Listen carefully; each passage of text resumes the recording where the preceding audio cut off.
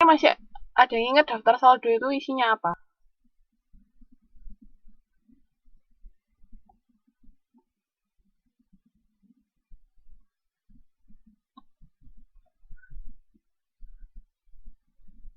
Yang lain di mute ya, biar suaranya nggak gema. Siapa yang belum di mute? Mas Joko Hadi, di mute tolong.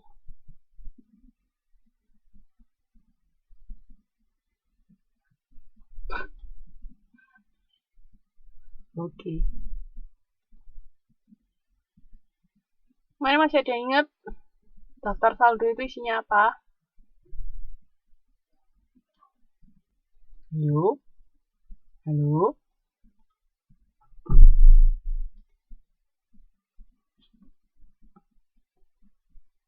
Halo?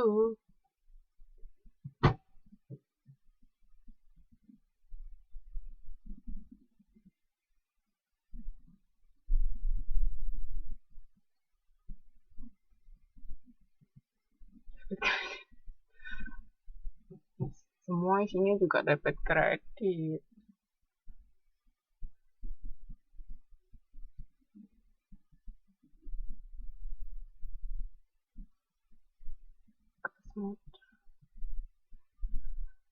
Oke, jadi saya ulangi kemarin ya. Kemarin kan ada akun-akun. Masih ingat toh yang ada transaksi, misalnya dalam satu periode, kasnya itu keluar berapa, terus kasnya masuk berapa. Yang kemarin tuh, yang ada transaksi A berapa, A, B sama apa, terus B, C, G itu.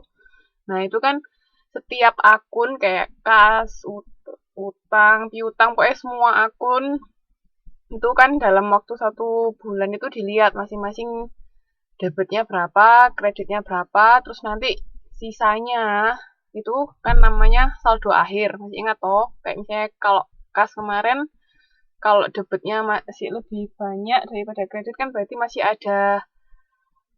ada saldo kas. Nah, itu semua nanti kalau sudah ketemu masing-masing akun, jumlah akhirnya berapa dari buku besar itu masuk ke daftar saldo. Masih ingat ya kemarin. Jadi kayak total kasnya yang kemarin berapa? 14 juta apa berapa itu kemarin? Yang dari modul 2 itu. Nah, itu masuk ke daftar saldo. Jadi kasnya di akhir bulan itu berapa? Terus habis itu piutangnya berapa? Pendapat enggak. Pendapatan juga bisa. Terus persediaan peralatan, utang, modal itu semua di akhir periode itu berapa saldonya itu masuk ke daftar saldo. Masih ingat kan? Paham sampai sini? Nah, kalau neraca lajur itu suatu lembaran kerja berlajur yang digunakan untuk mengikhtisarkan daftar saldo, menyesuaikan saldo akun, dan menyiapkan laporan keuangan. Neraca lajur ini bisa dilihat di PPT situ. Itu bisa disebut juga neraca 10 kolom. Tahu kenapa kok maksudnya 10 kolom?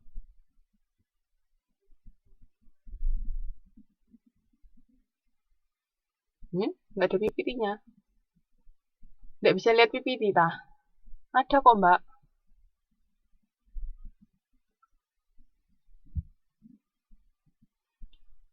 Ada 10 kolom. Mbak Nova benar. Jadi neraca lajur ini bisa juga disebut neraca 10 kolom karena apa? Karena ini dilihat yang bisa lihat PPT itu kan ada debit kredit semua totalnya 10 kolom. Jadi kan daftar saldo itu ada kolom debit kredit, terus habis daftar saldo ada penyesuaian juga debit kredit, terus habis itu daftar saldo setelah penyesuaian itu juga debit kredit, terus laba rugi debit kredit, sama yang terakhir neraca juga ada debit kredit, totalnya ada 10 kolom. Makanya nama lain dari neraca lajur itu neraca 10 kolom. Jadi jangan bingung ya, andai kata ada yang bilang neraca 10 kolom itu kayak apa, ya ini neraca lajur ini. Nah, terus isinya apa aja? Itu pertama daftar saldo itu tadi yang kita bahas sebelumnya. Yang total saldo akhir masing-masing akun berapa itu kan masuknya ke daftar saldo. Nah, setelah itu yang kedua itu ada penyesuaian. Kemarin kan dari modul 2 kita sudah bahas jurnal penyesuaian toh, masih ingat nggak? Masih ingat nggak? Ayo, jurnal penyesuaian kemarin. dikit. Ayo. Insya. Oke. Nah, habis daftar saldo kan yang kedua penyesuaian. Nah, terus yang ketiga itu ada daftar saldo penyesuaian. Tahu nggak maksudnya daftar saldo penyesuaian? Kenapa kok namanya daftar saldo penyesuaian? Yang tahu? Kira-kira kenapa?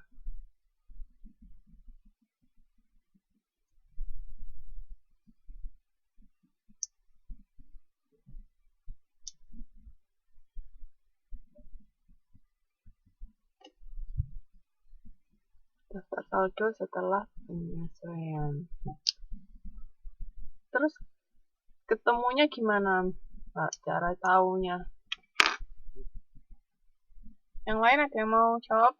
Kenapa kok namanya daftar saldo penyesuaian?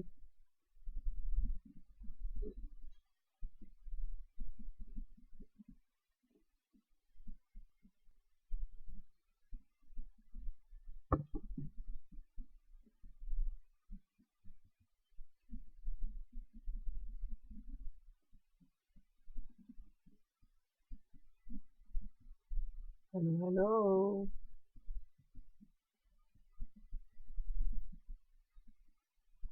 Ada yang mau jawab? Kenapa kok namanya daftar saldo penyesuaian?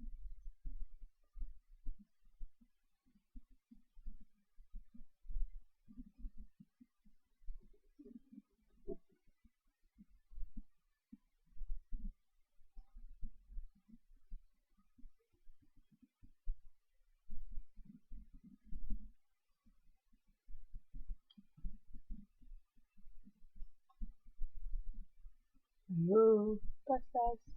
Sudah orang?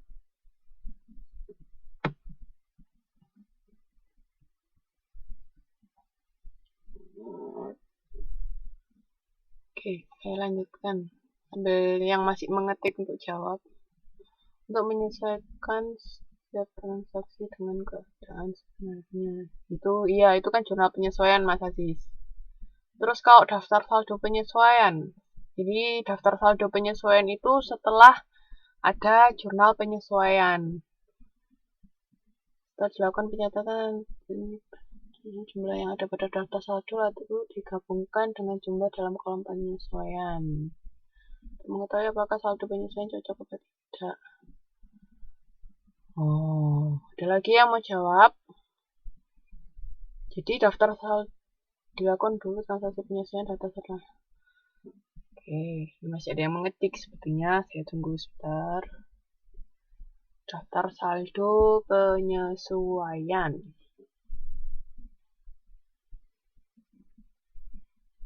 Dan diteruskan ke kolom-kolom daftar saldo setelah.